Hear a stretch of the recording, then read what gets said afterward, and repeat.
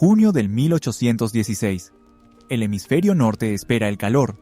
Un agricultor mira al cielo, pero en lugar de sol, ve un manto gris plomizo. De él no caen gotas de lluvia, sino densos copos blancos. Nieve. En junio, se posa sobre los brotes verdes, convirtiendo los campos de esperanza en sudarios blancos. La primavera nunca llegó. El fin de mayo transcurrió bajo un cielo congelado, y ahora el aliento helado del invierno invade el corazón mismo del verano. Los ríos, principales vías del comercio, siguen atrapados en el hielo. El mundo se detuvo.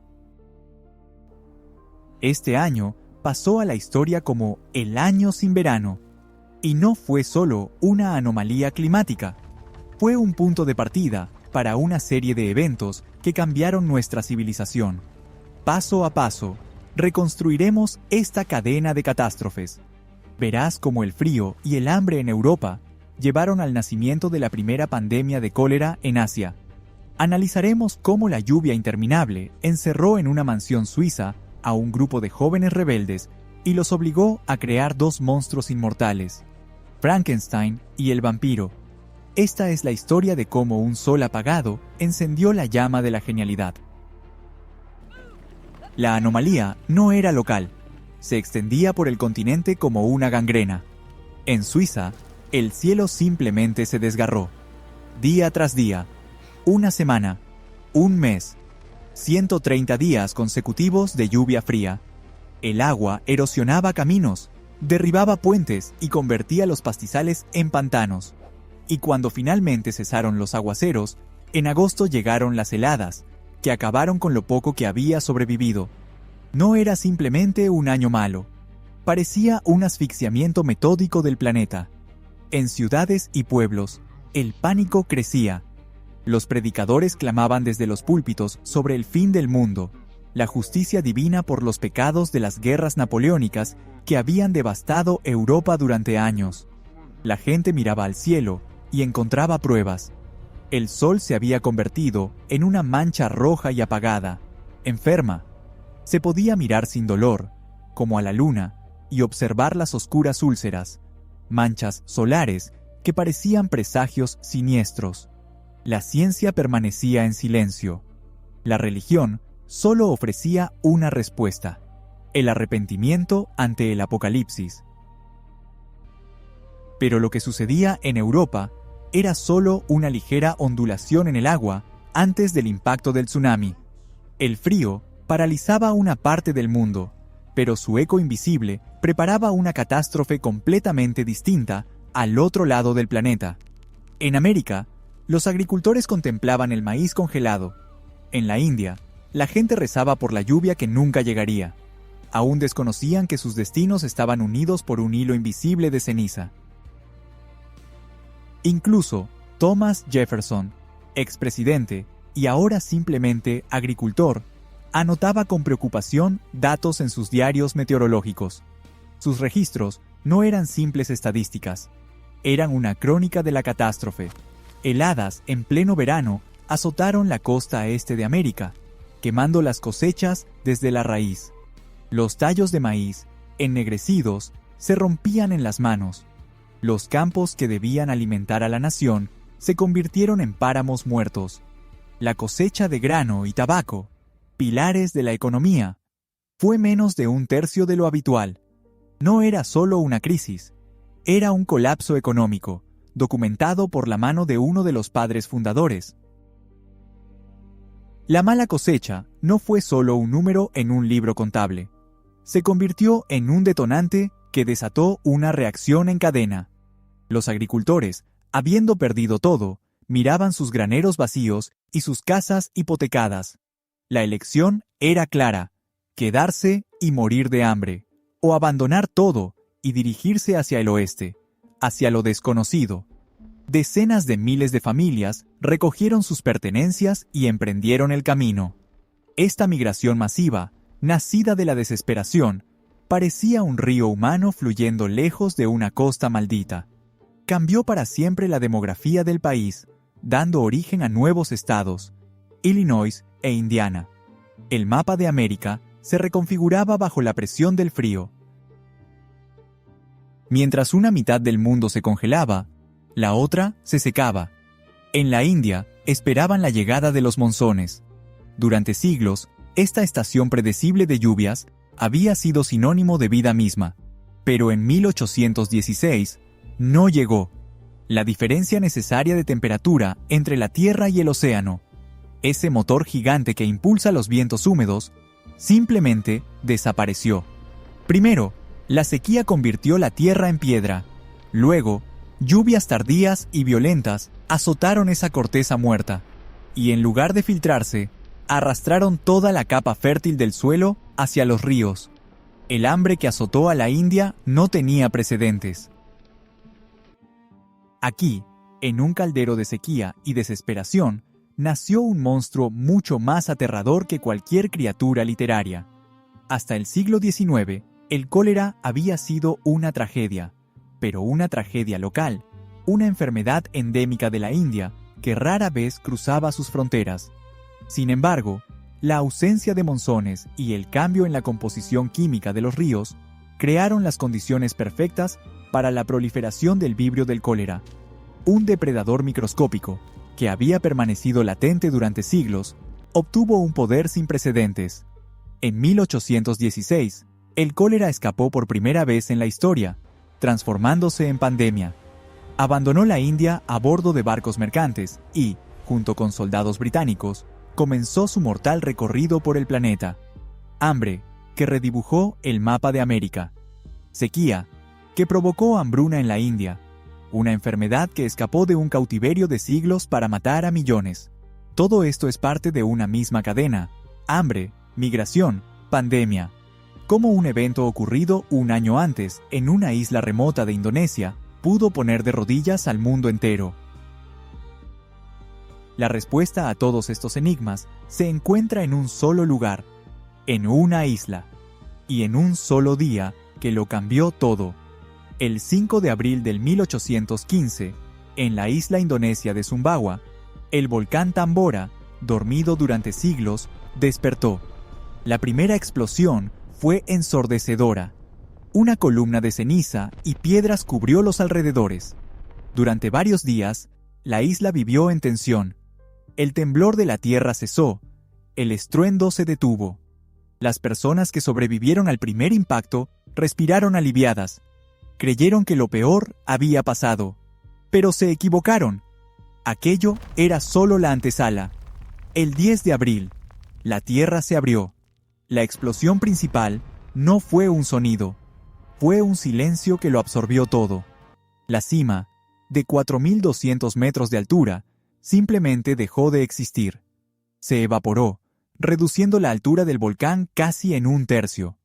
Una corriente piroclástica ardiente, mezcla de gas, ceniza y rocas, bajó con furia, borrando de la faz de la tierra toda forma de vida. Así nacieron las Pompeyas de Asia, una civilización sepultada viva. Esta fue la erupción más poderosa y destructiva registrada en la historia de la humanidad. Una columna de ceniza y humo se elevó a una altura de 43 kilómetros. No era solo la atmósfera donde vuelan los aviones, era casi el espacio exterior, una altura a la que giran los satélites. El volcán disparó hacia la estratosfera, esa capa fina y estable que se encuentra por encima del clima, de las nubes y de nuestras vidas. Y ese disparo no llevaba solo ceniza, traía un veneno para el clima. Junto con piedras y polvo, al cielo ascendieron 60 millones de toneladas de dióxido de azufre. 60 millones de toneladas. Este compuesto químico fue la llave para una catástrofe global. Al llegar a la estratosfera, no cayó de regreso. Reaccionó con el vapor de agua y se transformó en gotitas microscópicas de ácido sulfúrico. Miles de millones de estas gotitas formaron un velo muy delgado, casi invisible. En esencia, el planeta se puso unas enormes gafas de sol que no pudo quitarse. Esta cortina de aerosol cubrió todo el planeta. Estaba tan alta que las lluvias no podían eliminarla. Funcionaba como un gigantesco espejo suspendido en el cielo. Los rayos del sol que debían calentar la Tierra y los océanos, simplemente se reflejaban de vuelta al espacio. El planeta comenzó a enfriarse, de manera lenta, pero inevitable. El equilibrio energético que había sostenido la vida en la Tierra durante millones de años se vio alterado. La temperatura promedio en el hemisferio norte cayó apenas 7 décimas de grado Celsius. Parece insignificante, pero a escala planetaria es como desplazar el eje 1 milímetro. Y eso fue suficiente para descomponer toda la maquinaria climática. El flujo habitual de las masas de aire se alteró. Las corrientes cálidas que transportan humedad se debilitaron o cambiaron de rumbo. Los fríos vientos árticos ganaron libertad para avanzar hasta el sur. Eso fue lo que provocó todos los fenómenos extremos que pusieron al mundo de rodillas.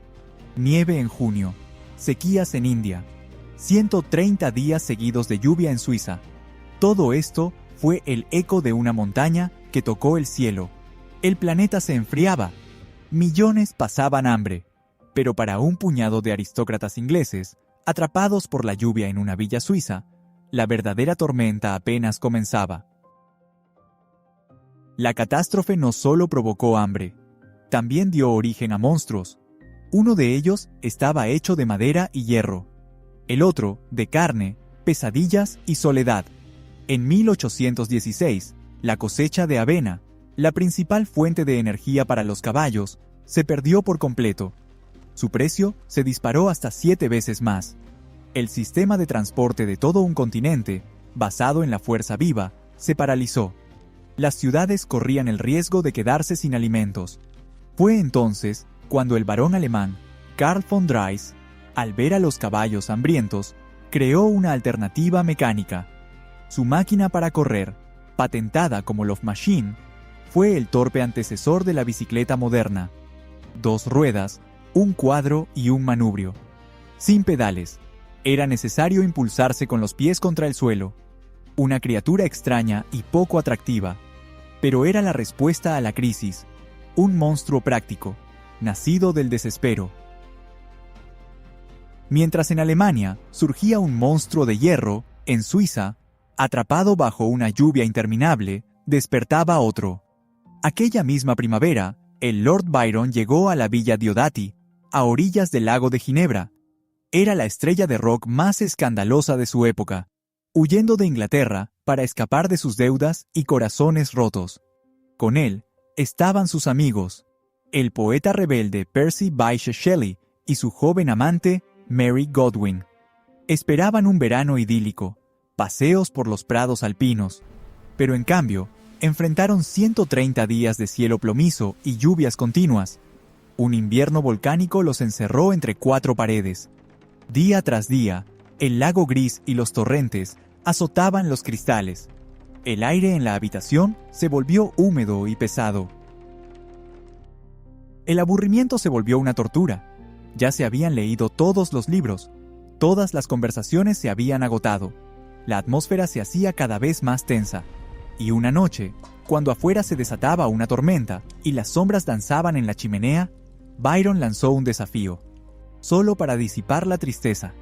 Cada uno debía escribir un relato de terror, una competencia para pasar las interminables noches lluviosas. Ninguno de ellos sospechaba que aquella apuesta, nacida del ocio, cambiaría para siempre la cultura mundial. Esa noche marcó el nacimiento de la oscuridad que aún nos acompaña. 2 aceptaron el desafío en serio. El médico de Byron, John Polidori, desarrolló el boceto de su protector y escribió la novela corta El vampiro. Fue una revolución. Por primera vez, el chupasangre del folclore se convirtió en un aristócrata, un depredador encantador y mortal, que se movía en la alta sociedad. Así nació un arquetipo que, con los años, se transformaría en Drácula. Pero el verdadero titán surgía entre dolores. Mary Godwin, de 19 años, y aún sin ser Shelley, la única mujer entre aquel grupo de genios, tardó en encontrar una idea, hasta que tuvo una pesadilla. Un pálido científico inclinado sobre su terrible creación. Una criatura cocida con pedazos de cadáveres que abre sus amarillos ojos acuosos. Aquella noche nació Frankenstein, o el moderno Prometeo, y con él, todo un género de ciencia ficción. Dos monstruos inmortales, dos géneros literarios completamente nuevos. Todo esto es un fruto directo de la ceniza volcánica expulsada al otro lado del planeta. El frío, la lluvia y el aburrimiento se convirtieron en el combustible más fértil para la imaginación. El genio creativo respondió a la catástrofe global, creando mitos eternos. 7 puntos de 8. La escala de actividad volcánica no conoce emociones. Simplemente mide la fuerza capaz de cambiar el mundo. 7 puntos de 8. Esta cifra parece abstracta, sin peso, hasta que se traduce a un lenguaje que se siente físicamente. En 1991, el volcán Pinatubo despertó en Filipinas. Muchos lo vieron en la televisión. Su poder fue de 6 puntos en la misma escala, apenas un punto menos que el Tambora. Este hermano menor expulsó 3 veces menos azufre a la estratosfera, pero eso bastó para que la temperatura global bajara medio grado Celsius. Medio grado parece nada. Sin embargo, fue suficiente para desatar inundaciones y sequías en todo el mundo. Un punto de diferencia no es solo un paso adelante. Es un salto a una liga completamente distinta de destrucción. El Tambora fue 10 veces más poderoso que el Pinatubo. Esta escala nos hace ver nuestro lugar en el mundo desde otra perspectiva. 7 puntos de Tambora son casi el límite de todo lo que ha presenciado la civilización moderna. Pero no es el límite para el planeta mismo. Existe un nivel más. 8 puntos. La erupción de un megavolcán, capaz de sumergir a la Tierra en un invierno volcánico que duraría décadas y poner en riesgo la supervivencia misma de la humanidad. Ese es el impacto que teóricamente se espera de la caldera de Yellowstone. Frente a esto, la catástrofe de 1816 deja de percibirse como una tragedia antigua y lejana. Se convierte en una advertencia, una demostración del poder que tiene un volcán, incluso cuando no está en su máxima intensidad. Aquí se esconde la principal ironía de toda esta historia. En el mismo corazón de la destrucción yacía la semilla del renacimiento. La ceniza volcánica, esa que oscureció el sol, provocó hambrunas y congeló continentes enteros, se convirtió, a largo plazo, en un fertilizante increíblemente poderoso. El manto gris que cubrió la Tierra estaba impregnado de microelementos: fósforo, potasio, hierro, todo lo necesario para un crecimiento exuberante. El veneno que arruinó la cosecha de un año se transformó en el elixir de vida para todas las siguientes. La naturaleza llevó a cabo la restauración del suelo más cruel y eficiente de toda su historia. Esto no es una abstracción. En 1980, el volcán Santa Elena entró en erupción en Estados Unidos. Transformó cientos de kilómetros cuadrados de bosques florecientes en un desierto gris y sin vida. Parecía que esa tierra estaba muerta para siempre. Pero pasaron solo unos años. La ceniza se mezcló con el suelo, y en esos campos aparentemente muertos comenzaron a cosecharse cultivos únicos y récord. La región que sobrevivió a ese infierno de fuego se convirtió en uno de los principales centros agrícolas de América. Así se cierra el ciclo. La erupción del Tambora dio origen a monstruos de pesadilla y hierro, pero también alimentó a las generaciones futuras. El año sin verano no fue el fin del mundo. Solo fue una primavera cruel, insoportablemente larga y dolorosa.